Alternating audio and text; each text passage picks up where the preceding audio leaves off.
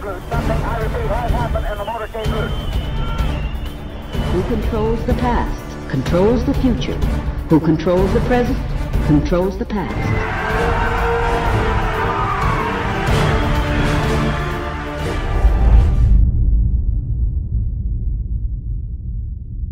Welcome to the Infowars Nightly News. I'm David Knight. It's Monday, June 22nd, 2015.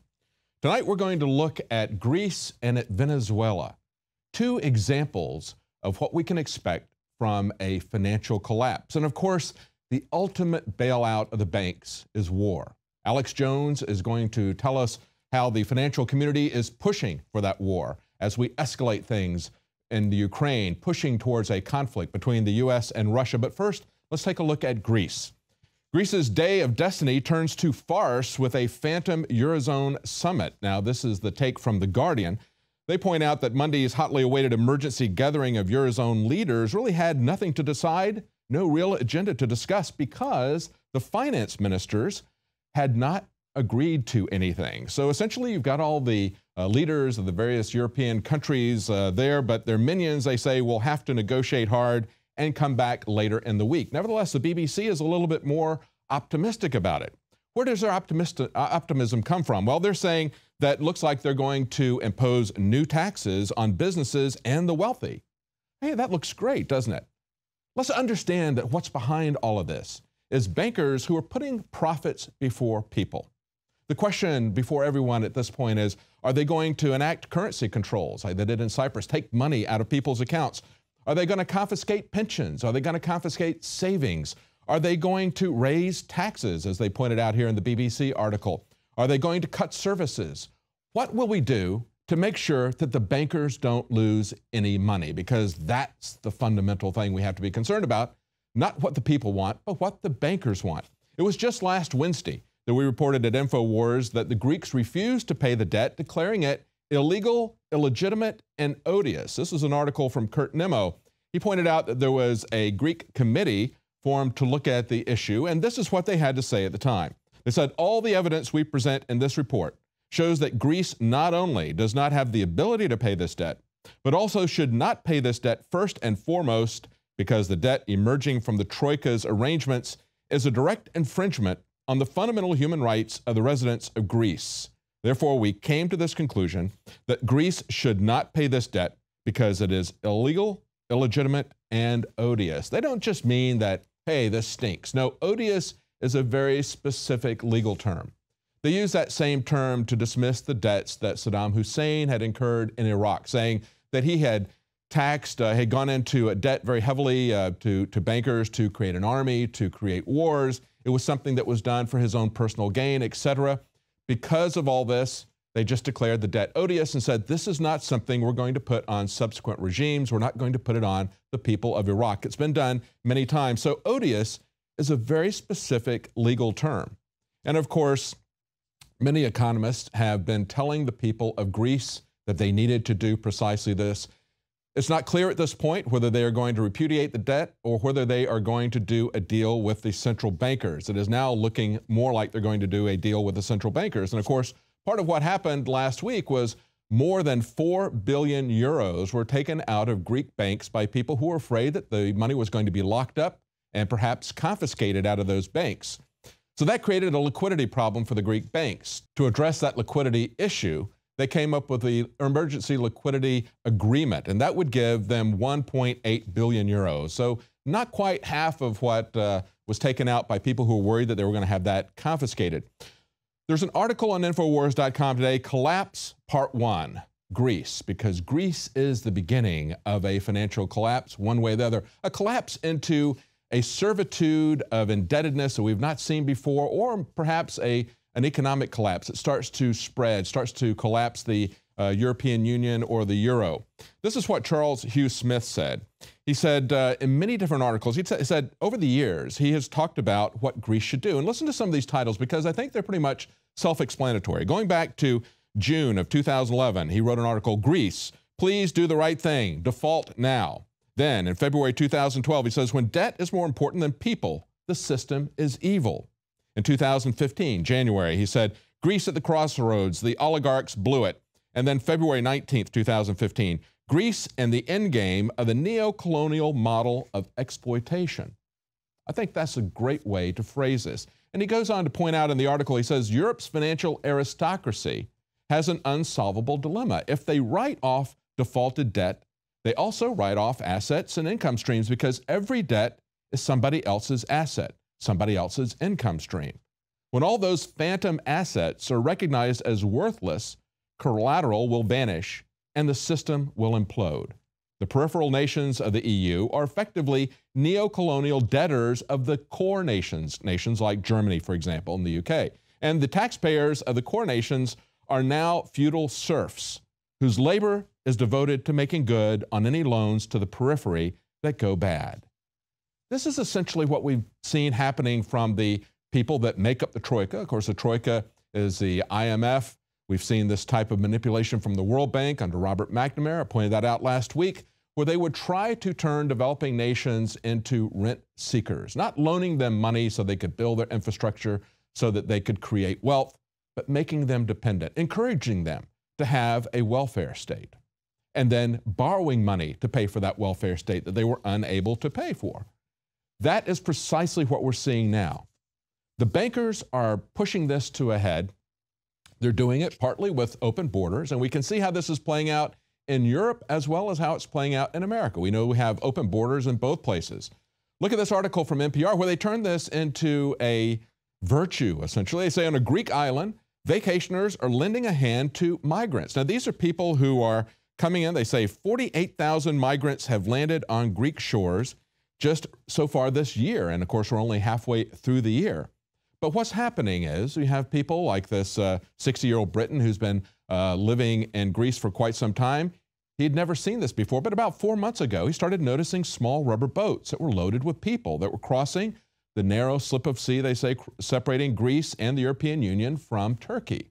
So they're coming across from Turkey. Once they land, the tourists are coming out and welcoming them because the tourists aren't going to have to pay the welfare fees associated with the people who are coming in massive numbers. And of course, we don't have to throw these people back in the sea, but the issue is, how do we get from just giving someone a fish to training them how to fish? It's not going to solve the world's problems by importing everyone who is poor into the wealthiest countries. What it will do is create the Cloward and Piven strategy. And remember, Cloward and Piven were socialists. They wanted to create their socialist utopia. They wanted to implode the countries with a massive welfare state and then rebuild their utopian socialist state. And of course, what they're going to rebuild is a worldwide world governance socialist utopian state. And that's what they are doing everywhere, not just in Europe, but also in the US. They're also importing the voters. Look at this article from WorldNet Daily today. Mayors in cahoots with Obama on quote unquote new American voters. See, always the politicians have won by gerrymandering. They would select the voters and create undefeatable jurisdictions for their political party. They couldn't get all of their people in throughout a state, so they would reserve 1 or 2 jurisdictions that would be heavily for the other party, but then they would make sure the rest of the jurisdictions would favor them. So they would go through with a computer, they would hand-pick voters. Now what they were doing is importing the voters into the country to accelerate the process. And he points out President Obama is making a big push in the final months of his presidency to convert huge numbers of recent immigrants and refugees into new Americans, and he's getting the assistance of mayors in some of the largest cities. They talk about a greater need for diversity. They talk about economic benefits that migrants bring, but critics say the program is not as much about creating new Americans as it is about creating new voters who will help to reelect Democrats, who will institutionalize Obama's new policies and his new policies, especially on immigration, education, and health care. And of course, there you see in this article, right above that, you see George Soros's picture because he is heavily funding that, as he is also heavily funding the war in the Ukraine, bragging about that. And as I mentioned, Alex Jones is going to be breaking that down for us at the end of the broadcast. Now, the 2 cities that have just joined are New York and Boston. The other ones that were already there, of course, were Chicago, Los Angeles, Nashville, and Atlanta. six cities that have joined the New America Initiative. Of course, Soros is not just pushing war in the Ukraine. He's not just pushing a new American voter agenda. He is also pushing a U.S. China partnership. This comes from New American, and they point out that since 2009, George Soros has been calling for the communist regime in China to own the New World Order. It looks like everything has been moving in that direction since the time of Henry Kissinger and his lapdog, Richard Nixon. But Soros goes on to say that the Obama administration must make a bona fide attempt at forging a strategic partnership with China. And he gives us two choices, because that's the way they always work, isn't it? They always give you a false dichotomy. They create a crisis and they say, well, you can either do this, which you don't want to do. That's a very unpleasant scenario. Or you can do this, which is what they do want you to do. They don't want you to think about any other alternatives. Now, of course, the two alternatives that he is presenting us with are either war or making an alliance with China. And he sees it as a way of keeping Russian aggression in check by reaching out to China. But I don't think that that's going to work, and I don't think he wants it to work. I think he simply wants to push these trade agreements through. And if we understand how the TPP is working, we've been warned by Senator Sessions, who's one of the very few to bother to read what's available in these secret trade agreements. They make them available only to the senators and the congressmen who will go there and sign a non-disclosure agreement. He's given us some broad outlines of what's there, and he says that they can add to these agreements any state that they wish. We're told on the one hand by George Soros that we have to make an alliance with China. Meanwhile, the Obama administration is telling us that we have to push through the Trans-Pacific Partnership as a check against Chinese power. What is it? Which of those is it? I guess it depends on which day you're talking to them and which thing they're trying to push. They will speak out of both sides of their mouth in order to push this through. And of course, it is precisely what the elites, the multinational corporations want to do, is this consolidation. They will use any argument to push this through. Now, what's going to happen to Greece? What's going to happen to the peripheral countries in Europe? Of course, it's not just Greece. There's Portugal, there's Italy. Italy is probably the next one on the list. Spain has had issues. They're going to go through those countries, but ultimately, as they pointed out in the New American article, George Soros wants to move to a world currency.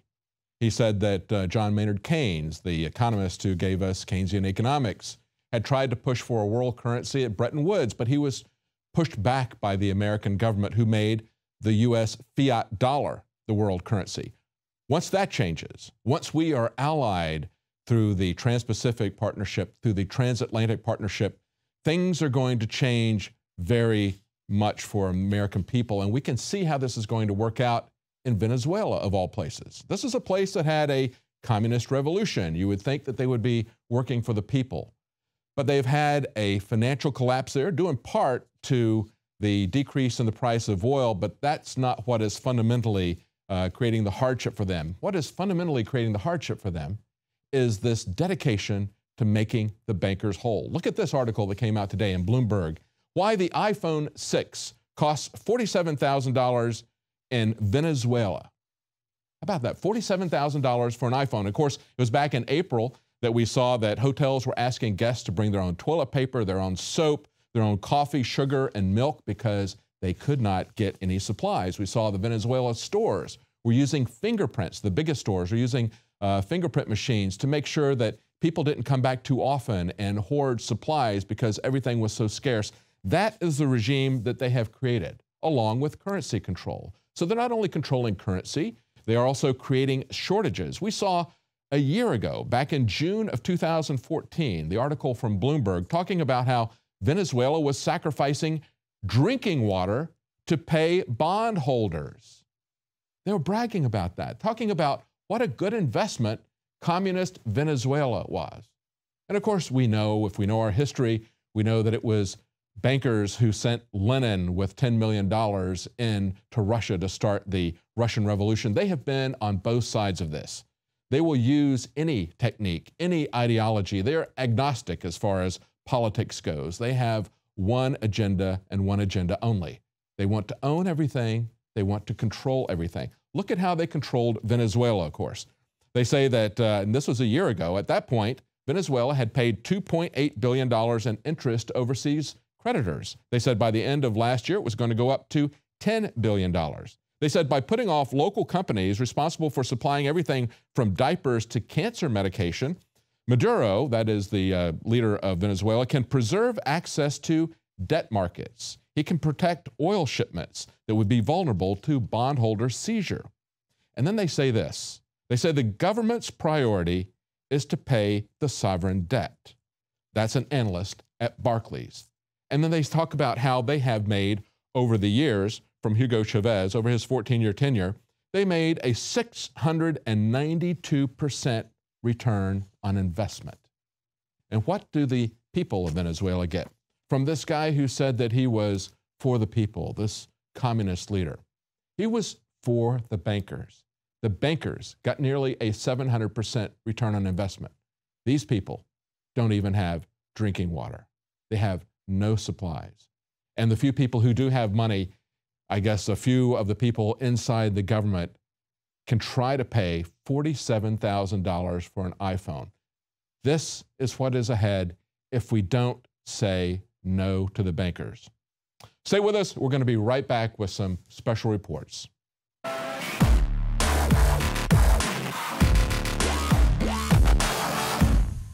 You are committing sins of the future that you don't even know are sins yet. And according to privacy expert Brad Templeton, time-traveling robots could punish us for future crimes. Today, while the AI is not that good, we are getting very good at recording everything because storage has gotten cheap.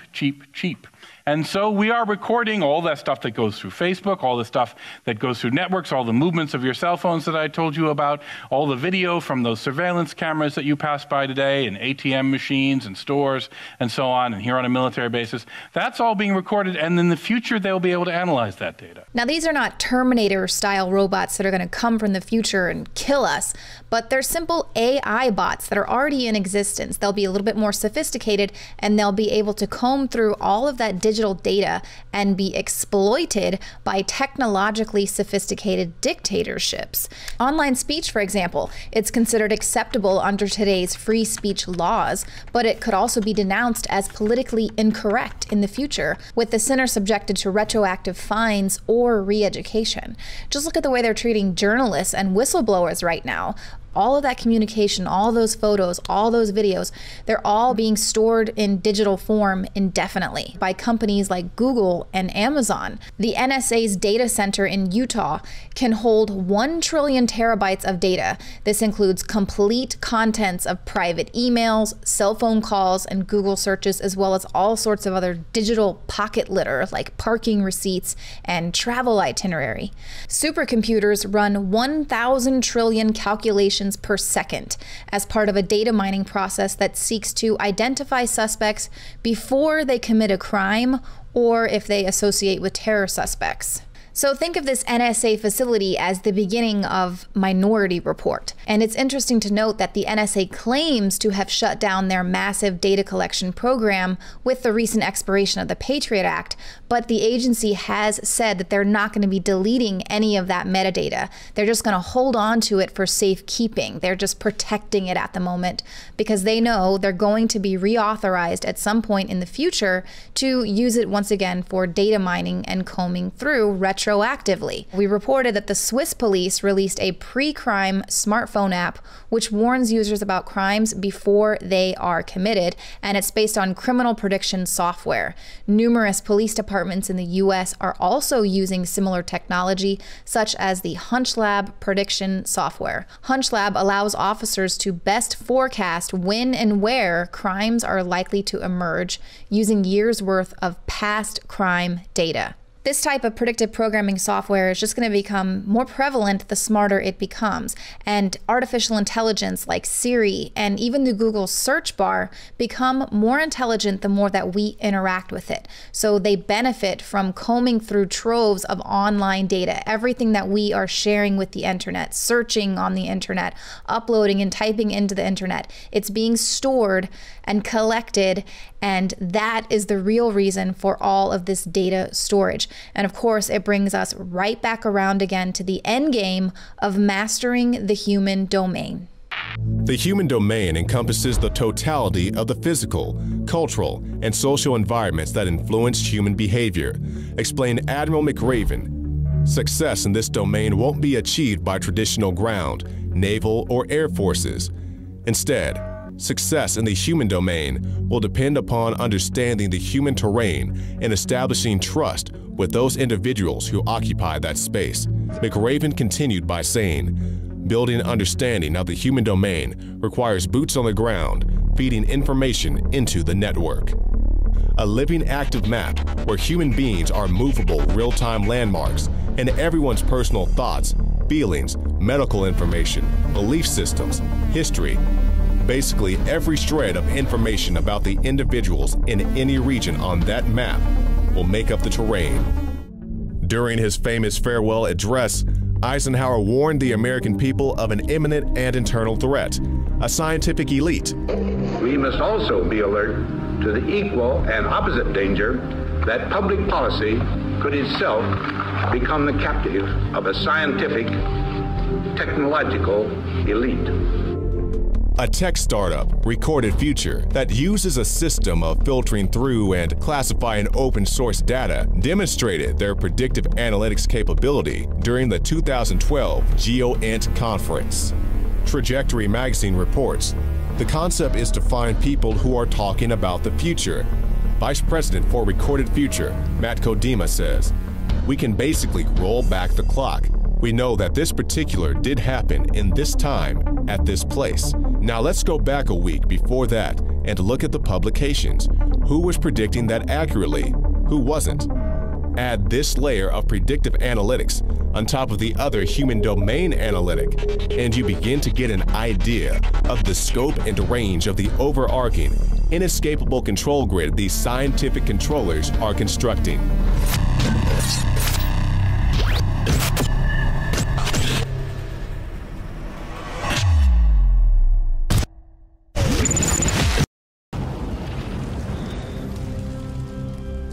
Around 9 p.m. Charleston, South Carolina time, horror ensued at the Emmanuel African Methodist Episcopal Church on Wednesday. A church immersed in an American historical past involving freedom of religion, rebellion, and oppression as America grew from its Reconstruction roots. Attacked by modern society's ills, a lurking sickness that is completely ignored as the clear exploitation of the hearts and minds of good Americans goes unchecked. Within hours, guns and white people were being blamed. Hours after that, on the heels of getting his Trans-Pacific Partnership nearly to the finish line, a trade initiative written by corporate lawyers and designed to bypass our government and rights to a world government run by big banks, President Obama backed up the fool's rhetoric of gun confiscation to the nation. It is in our power to do something about it. I say that recognizing the politics in this town foreclose a lot of those avenues right now. Obama has armed himself with a far more powerful weapon than a gun. He has executive orders, and he means to use them.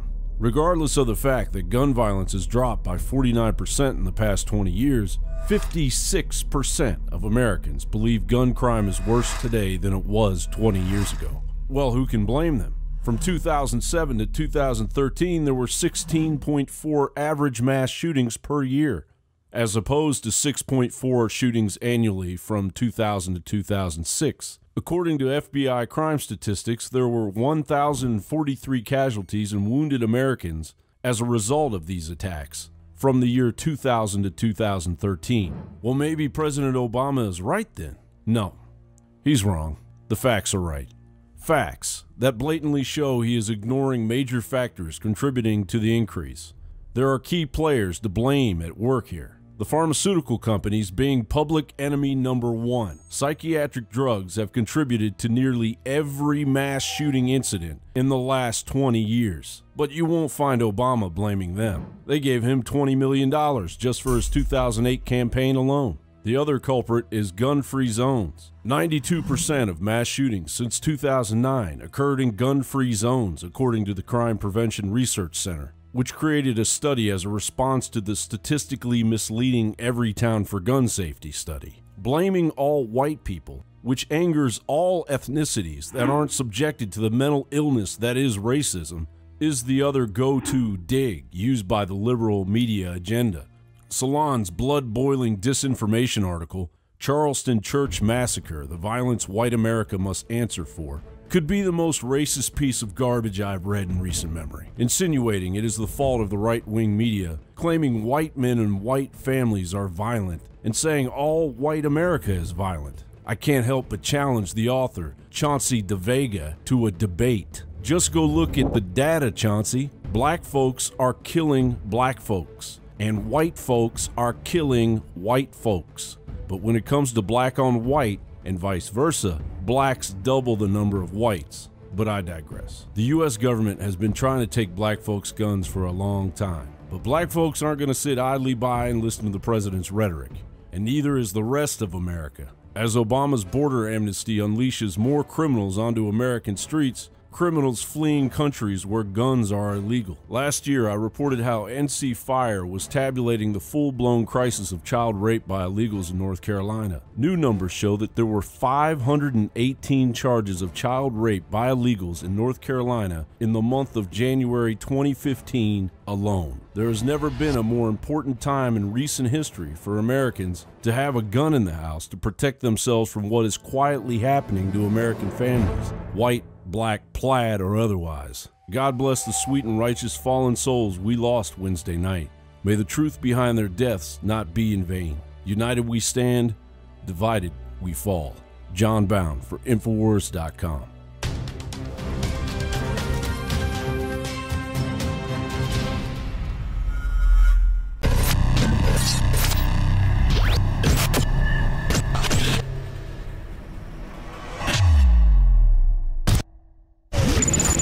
19 people were shot and 1 person killed in 2 mass shootings over the weekend. In Detroit Saturday night, 1 person was killed and 9 were wounded after a block party descended into chaos. Detroit's chief of police labeled the culprits urban terrorists. A similar situation unfolded in Philadelphia when a block party turned into a mass shooting. 10 people were hospitalized, including 3 children. Miraculously, all the victims in that shooting, including an 18-month-old girl, were listed in stable condition. While the media has been busy focusing on the heinous Charleston shooting, these 2 events seem to have been a mere footnote in mainstream coverage. In fact, you probably didn't even hear about these incidents until now. These 2 shootings were a result of black-on-black violence, and therefore don't fit neatly into the constant barrage of race-baiting division that's currently being promoted. Wherever racial divisiveness rears its ugly head, you can be sure Al Sharpton and newly minted social justice warrior D. Ray McKesson are not far behind. After successful stops in Ferguson, Missouri, Baltimore, Maryland, and McKinney, Texas, the next destination on the itinerary was Charleston, South Carolina.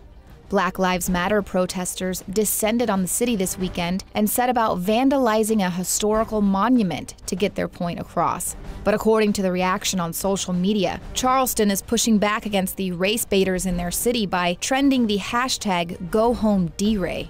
Black Lives Matter supporters don't seem to care about all lives, specifically black people killing other black people, despite the fact that black-on-black crime accounts for 93% of all black murder victims in the United States. It remains to be seen whether or not the Black Lives Matter protesters will stage an event in Detroit or Philadelphia.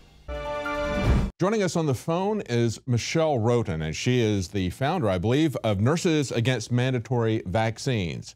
We spoke to her back on May the 1st because it's very important as we see all these bills coming across the United States for mandatory vaccines to understand this has been going on for a long time. And of course, it's not just in schools as we're seeing the main thrust right now. It's been against people in the health professions, especially telling them they could not work unless they got vaccines. So we talked to her about that initially, and she had a bombshell revelation within that context, telling us about the harmful effects that she had witnessed firsthand on children in neonatal intensive care, premature infants, who were given the vaccines on schedule regardless of their physical condition. And of course, their physical condition was not the same as a baby that had gone full term that was 2 months old. These were children that were born prematurely, and even though they were born just a couple of months ago, they were still on the same vaccine schedule. Now, before we get into the interview with an update from the Journal of the American Medical Association validating what Michelle had said, when I give you her qualifications, of course, she is a Master Science in Nursing. We have a lot of initials after her name. I just want you to understand what these are if you're not a medical professional. The Master Science in Nursing, Registered Nurse Certified, a Nursing Interventions Classification Certification, Certified in Neonatal Pediatric Support, and a Neonatal Nurse Practitioner with Board Certification. Michelle is highly qualified, highly trained, but most importantly, she has an ethics and a morality that we see lacking in pretty much every field today, but especially now in medicine. When she blew the whistle on this practice, when she put herself out there and talked about things that other people were not doing, it's very, very important, because if you don't have ethics, if you don't have morality, all the training and certification and knowledge that you get just makes you more dangerous. And that's what we're seeing right now in the medical profession. So joining us now is Michelle Roden with Nurses Against Mandatory Vaccines. Thank you for joining us, Michelle. Thank you for having me. I just wanted to make a correction that I'm not the founder of Nurses Against Mandatory Vaccines. I'm a founding board member, so I'm one of the original board members, but Amy Kenyon is actually the founder. Okay, good. Now, I want to go back and recall for our viewers what you told us on May 1st that you had seen being done with young babies, premature babies who were suffering in the neonatal intensive care, what they were saying about vaccines at the time. Well, I had mentioned that they go ahead and vaccinate premature infants on time, meaning that once they are 2 months old, they're ready for their 2-month vaccines, regardless of the fact that they may still have supposed to have been inside their mother's stomachs and not even born yet. Mm-hmm. And some of the things that we're seeing and are being said are things like a neonatologist calling from the step-down unit down to level 3 to the more intensive unit saying, hey, I'm going to give these 4 babies their 2-month vaccines this weekend, so I just want to make sure you had 4 beds ready because we know they're all going to have issues and need increased care. And that was bombshell information, because that violates one of the core ethics of the medical foundation profession that we've always seen, and that is first do no harm. They knew this was going to harm the children, but they were going to go ahead and blindly or follow this schedule. Absolutely. You know, and I mentioned that I had sat in a call room before with a bunch of providers saying, hey, we have this 25-weeker that was so strong, they never required intubation with a breathing tube to actually go onto the vent, had a less invasive type respiratory support. And you come in and they're like, oh, how embarrassing. We gave that baby his 2-month immunizations and now he's intubated on the vent for the first time. Oops. Yeah. And it's just kind of blown off. That was amazing. So you told us that on May 1st, and then you contacted me last week and told me about this JAMA study, a Journal of American Medical Association, the official organization of MDs, and here they do a study about the adverse effects after routine immunization of extremely low birth weight infants. Tell us about that study. Well, first, extremely low birth weight infants are 28 weeks in gestation or less, or under 1,000 grams, approximately 2.2 pounds or less at birth.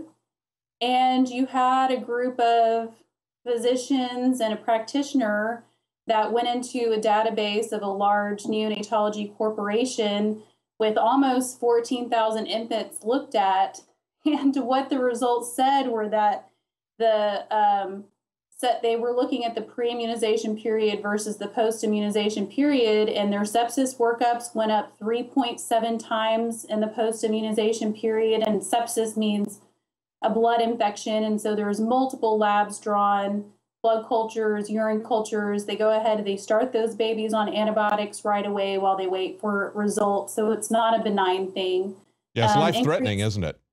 Right. It's life-threatening. And even if it ends up not being an infection, they've still had pain, they've had invasive procedures, and they've had antibiotics given, which is not a benign thing for these babies that have very sensitive intestines. And so it's a big deal. And then we had increased respiratory support 2 times higher in the post-immunization period. And then intubation, actually getting intubated with a breathing tube and going on the vent, was about 1.7, 1.8 times higher. And what really shocked me, I had to read it about 3 times, was when I got down to the conclusion, they said, based on this, there was no difference in reaction between single shots and combo shots. And so you can just go ahead and keep giving the combo vaccines. Isn't that amazing? That was the only thing they were concerned about. Can we tweak this a little bit by giving them a combo vaccine or a singular vaccine? No, it doesn't make any difference. So go ahead and do this to them, even though, and to repeat these numbers, 112% increase in respiratory support needed post-vaccine. This is the Journal of American Medical Association saying this. A 257% increase in sepsis. That's a life-threatening infection. Just go ahead and do it, because we have to follow this vaccination schedule. That is the most important thing to them, isn't it? It isn't the patient's health. It isn't their suffering. It isn't subjecting them to life-threatening situations. It's sticking to the vaccine schedule. Right. I mean, just to clarify, they didn't actually have sepsis increase that much, but they are saying that they had that big of an increase in testing, surveying, and starting to treat for sepsis, which basically just says, when I talked in that other interview, that these babies have apnea and bradycardia, is a nice example that they're having a hard time, you know, remembering to breathe. And so then their heart rate drops and things like that. That's a lot of what they're seeing: temp instability, inability to tolerate feeds. And so these babies are vastly showing big cues that we're normally extremely concerned about in the pre-immunization period or any time before discharge, because these babies have immune systems that are so underdeveloped that if you wait too long to treat them, they are going to have very bad outcomes and possibly die. But in the post-immunization period, we're seeing an increase in that. And apparently we're not worried, because the whole point of this study was to make sure that these babies get vaccinated on time and that it doesn't matter what you're vaccinating with. You know, when we look at these babies with low birth weights or premature babies, they're really, I think, canaries in a coal mine. We have to look at this and say, if they have this much of an increase in respiratory issues in response to these vaccinations, I wonder personally if there's some connection to SIDS. A lot of people have talked about sudden infant death syndrome and just babies that stop breathing. I wonder if we don't have anything to back that up in this study, but certainly it makes you wonder. It makes me wonder when I look at all of these respiratory issues that are caused for these babies that already have a challenged health system. Well, there's 2 ways to look at it. You know, premature babies are not supposed to be breathing yet. It is normal for them to have some apnea and bradycardia, just developmental-wise and immature neurological systems. But having an increase is always a cue that something is going on. They don't address that in that study. We do have some studies from, I believe, the 50s following the DTaP shot showing increased or just apnea, but also just a vast change in respiratory breathing patterns. And of course, we haven't looked at that in decades, so we really don't have any data currently on that. You know, it's interesting when I look at this report, Michelle. One of the things they say, laying this out in the abstract, the introduction to it, they say immunization of extremely low birth weight infants in the neonatal intensive care unit is associated with adverse effects. This is the Journal of American Medical Association. They say it includes fever, apnea, bradycardia, in the immediate post-immunization period. And then they go to say these adverse events present a diagnostic dilemma for physicians, whether or not they're going to give the injection, the vaccination or not. And as you point out in their conclusion, they go ahead and say, well, let's go ahead and do it, because we can't see any difference between single and combination vaccines. So let's just go ahead and do this, regardless of the health issues. And so, you know, when we had you on the first time, we were talking about informed consent, because we have bills all across the country lining up to take away our informed consent as patients. And of course, nurses are people, they're patients at certain times as well. And their informed consent and being in the workforce is also very important. But then we move to this issue of first doing no harm, consciously exposing babies to harm because they have to follow this vaccination schedule. Speak to us about what you see happening in ethics across the country in the practice of medicine. You know, I think first do no harm is gone. Personal consent is gone. We are all a protocol. We should all line up and be herded through. I'm shocked at this study. I know what goes on. I'm absolutely shocked that it's okay to publish this. Yeah. They're kind of standing out there with their pants and their boxers around their ankles, completely clueless that they're flashing the whole nation right now. And it is an ethical dilemma for the providers. Something that's really woven through this study is they're pointing out that they're looking at incidences, and maybe they're looking at incidences of apnea and bradycardia, and they are saying, hey, there's a sharp decrease in events in the 3 to 5 days before immunizations, and then they're giving the immunizations and they spike back up. And so they're attempting to call this, they said, so-called healthy vaccine effect. But really what you're seeing is physicians going, how am I supposed to know if this kid is sick or not sick, or if we really are having a problem we need to address, or if it's the vaccines? How am I supposed to be able to discern anything? And that's a very valid question. And so I feel like in that pattern, you do have some people attempting in this environment to do the right thing. And you have this study coming out basically attempting to tell them, please don't think this is what you're supposed to do. And studies show that if we get these vaccines in and on time, on schedule, in the hospital, that we have a much higher chance of getting them done, all of them outside of the hospital. And this is our primary goal.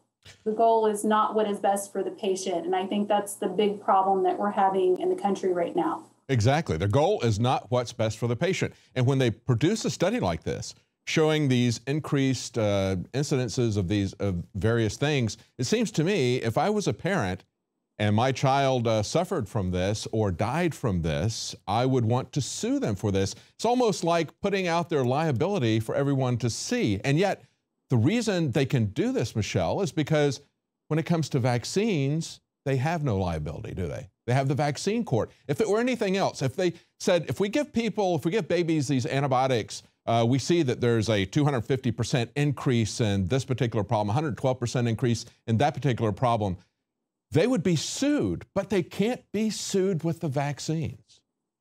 Absolutely. It's brazen.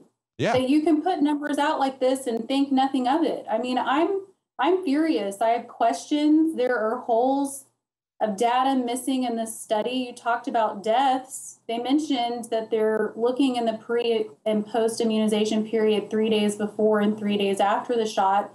But they also looked 30 days before and 30 days after the shot. And the only data I got about deaths in this write-up were 3 days after, and there were 5 of them. So out of the 5, 2 of them didn't even have a diagnosis that correlated with what the reason for death was, which is something I have more questions about. And what were the deaths 5 days after the shots, or 7 days, or 10 days, or 14 days? Why don't I have this information? Yes, yes. Well, it's very troubling because we see that not only do they have no liability, and we've seen this for a while, but now we know that they have absolutely no ethical restraints. As you point out, it's infuriating for them to put this data out there and say, there's nothing you can do about it. We're going to continue with our vaccine schedule regardless of the outcome, regardless of what it does to these children's health. Your final comments on this? I am trying to get this study out far and wide. At this point, if we can't wake the medical community up to go, hey, all of you, you need to pick this study up and you need to read it front to back, and you need to highlight it and mark it and make a list of questions that you have at the back, just like I did. And I just think, if this doesn't wake people up that we are blindly doing something that is harming children, and yes. this doesn't wake people up, I have no idea what's going to. I'm scared for this country. Yes. I want Duke University to be embarrassed that the lead investigator is working for them. I want the corporation where this data came from to be embarrassed. I want the hospitals and the providers. Everybody needs to be embarrassed. You're all caught with your pants down. Get it together. And this is something that we need to disseminate, as you said, far and wide, because, of course, we see in California, SB 277 looks like that's going to the next step this week, perhaps. And that's not the only state where this is happening. There are mandatory vaccines being put out legislatively across this country. So the public needs to wake up. The medical community needs to wake up. We need to understand they have no liability. They have no ethical constraints. They will do whatever the vaccine companies tell them to do. That's their marching orders, isn't it?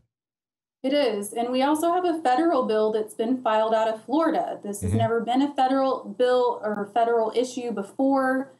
Technically, it's unconstitutional for this to be a federal issue, but I think we all know we have plenty of laws being passed on a federal level that are unconstitutional. So I just want all the parents to pay attention. I want all those parents that have sat in the NICU and been given coercive rhetoric about why they should vaccinate, which, by the way, was the only thing I was taught regarding vaccines in my graduate degree, was coercive rhetoric, not actually any other factual information.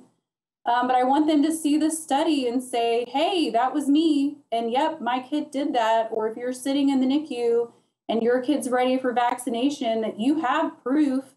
They always want you to show the science. Well, they handed it to you. You better hand it right back to them. Yeah, absolutely. Well, thank you so much for pointing this out, and thank you for bringing this study to our attention. Thank you for having the integrity to stand up when these other people don't. It's very troubling, as you point out. There's no constitutional authority for the federal government to do this, but our constitutional and legal and political foundations are in ruins, and so are our medical ethics foundations. The idea of first do no harm, of informed consent, they have been trashed just like our Constitution. Thank you so much for joining us, Michelle Roden. Nurses Against Mandatory Vaccines. Stay with us right after the break. Alex Jones has a special report. As I mentioned at the beginning of the broadcast, war is the ultimate bailout for the bankers. Alex Jones will break that down for us when we come back. Stay with us. And finally tonight, we're going to end this Monday edition of the Nightly News with a discussion of the impending threat of global nuclear war starting in Ukraine. I want to start off with a quote from Albert Einstein. I know not what weapons World War III will be fought, but World War IV will be fought with sticks and stones, meaning the end of civilization as we know it. And that's if we're lucky and it's a limited nuclear war.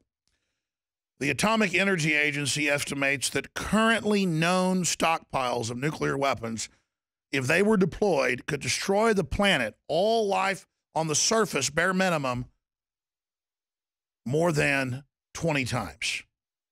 The numbers vary.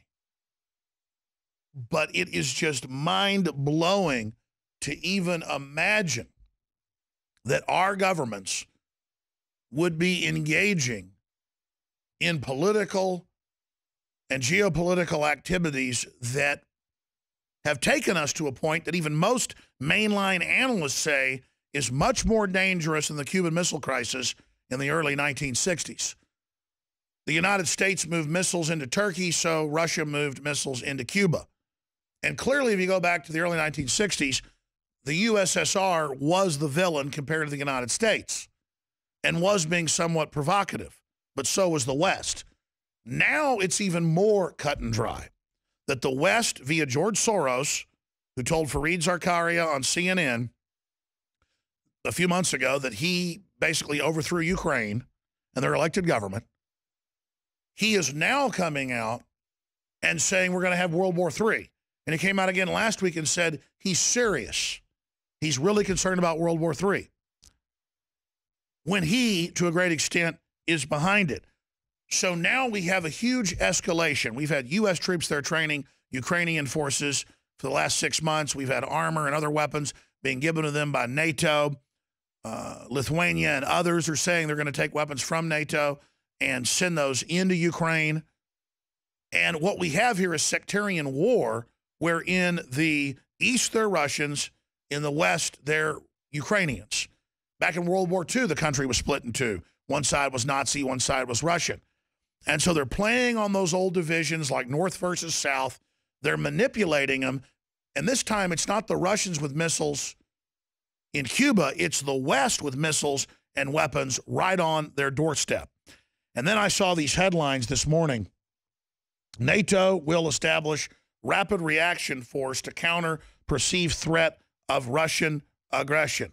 And NATO is going into Ukraine, expanding the amount of advisors and training they're getting. Let's go over this. Secretary of Defense, AP, U.S. to provide weapons, aircraft, commandos for NATO, in part to counter Russia and to train Ukraine. Under the plan, the U.S. will contribute intelligence and surveillance capabilities, special operations forces, logistics, transport aircraft, and a range of weapons support that can include bombers, fighters, and ship-based missiles. It would not provide a large ground force. In Europe, U.S. forces are already there, but this is specific forces to counter Russia. Here's the Financial Times of London story from yesterday, dealing with the fact that Washington is now fearing that Greece is going to go with Russia because NATO, the EU, and the West have been sucking Greece dry. That's in the Financial Times of London. So Western tyranny has destroyed the West's soft power and is driving our traditional allies from Egypt to countries like Greece into the arms of the Russians. Not that the Russians are angels, but they're not the ones offensively doing this. Our government overthrew Egypt and put radicals in that blew up churches and crucified people. Now the military dictatorship has come back in. But what is our government thinking? What is it doing? It's destabilization. Earlier today, it was reported by USA Today that Lithuania to become the first country to arm Ukraine against Russia. Again, using NATO weapons. They're a NATO member, as if Russia won't know that's being directly pipelined to them. Well, another report now has them backing out of that, with the Lithuanians saying that they are undecided. Their prime minister says they're undecided at this point, obviously because of Russian threats. This is unprecedented. This was never done during the Cold War.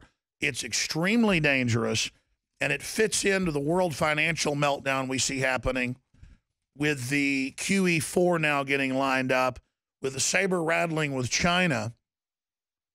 The globalists need crisis to finally bring in their world government as the solution to not having nuclear war. But to cause a big enough crisis to sell the world on that, they need to push us to the brink of actually having that happen. This whole thing is a giant house of cards. That term gets used a lot, and it really is apropos today because our elites aren't smarter than other elites in history, and other political groups thought they could win major wars that they ended up losing. The difference is when they lost those wars, the planet wasn't dead. So we cannot afford this. Russia has said for any militarization of Ukraine, they're going to militarize. And so what we already have is a guerrilla proxy asymmetrical war between Western-backed NATO forces and Russian-backed Ukrainian forces in the East against each other. And we don't need this to expand. This is how World War I got going. And I'm not the only one saying that. Der Spiegel had historians laying it out. Parallels in 1914, what history teaches us about the Ukraine crisis. New Republic, what can 1914 tell us about 2014? That's from last year. We've got a century later, after World War I, Europe sees modern parallels, New York Times. It isn't just Infowars.com or Alex Jones that's concerned about this. It's any historian, it's any military historian, it's anyone paying attention to what's happening. And our current crop of elites have shown themselves to be so aggressive that they're willing to fund al-Qaeda and other groups like ISIS to engage in huge war crimes to destabilize the Middle East, that they're willing to create trillions and trillions of derivatives, destabilizing the whole economy so they can buy up the world through fraud. So we have to point out how much danger we're in to shake people out of their malaise, to shake the general public out of their trance, to realize we could have World War III if we're not conscious of it. In the 50s, 60s, and 70s, people were concerned about this. We were able to de-escalate things through détente and not have nuclear war. Today, we're in more danger than ever, and the weapons are more powerful than ever because the irrational exuberance of the Wall Street crew, who aren't free market, has now infected the military. The military is now taking orders not from statesmen, not from historians, not from other veterans like Eisenhower or Kennedy, but from disconnected megalomaniacs that run Goldman Sachs and J.P. Morgan. It's got to stop. But history shows megalomania is a real disease, and elites always think they're invincible. A lot of elites, though, are very concerned moving into armored redoubts, getting out of the stock market, you name it. We've never seen such a flurry of activity. Ron Paul thinks the big crash is coming very, very soon. I'm surprised the bubble's gone on this long. You've got the globalists trying to start race wars.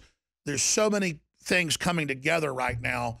That's why we're ringing the alarm bells, so that hopefully we have enough of a mass awakening and enough of a mass discussion about this to move the debate back towards sanity. And of course, most importantly, it's time to pray and to repent for all of our own decadences and corruption, and to really think about what's most important in our lives. Is it entertainment and the latest celebrity sex change, or is it trying to build a better world and a better civilization? Humanity is an amazing species. We can make it, but we've got to be conscious of this, and we've got to try to preserve things. All right, that's it for this edition. Great job with David Knight earlier. I wanted to come in and finish up the show, just recapping the excellent points he made. Please send this video and this warning to everybody you know, because the world is accelerating towards expanded wars that could lead to World War III. Alex Jones signing off for Infowars Nightly News. Dave, my mind is going.